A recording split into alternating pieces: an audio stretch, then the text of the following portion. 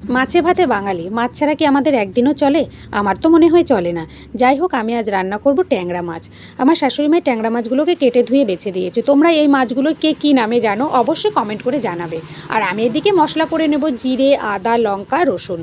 আর কেটে রাখা মাছগুলোকে কড়াইতে তেল গরম করে সামান্য ভেজে নেব। এই মাছগুলো বেশি ভাজার দরকার নেই।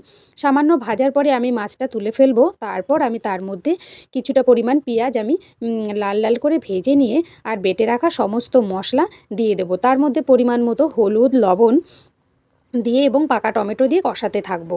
আর এদিকে তরুণ কুমার ভক্ত বলেছে এত সুন্দর হয়েছে, খুব লোভনীয়। থ্যাংক ইউ তরুণ কুমার। আপনার যদি ভালো লাগে আপনি অবশ্যই চলে আসুন। আর তোমাদের কেমন লেগেছে অবশ্যই কমেন্টে জানাবে। আর কষানো হয়ে যাওয়ার পরে আমি তার মধ্যে মাছগুলোকে দিয়ে আরও কিছুক্ষণ কষিয়ে নিয়ে সামান্য জল দিয়ে এবং ধনেপাতা ছিটিয়ে আমি গরম গরম সবাইকে পরিবেশন করব। ভালো লাগলে অবশ্যই লাইক আর সাবস্ক্রাইব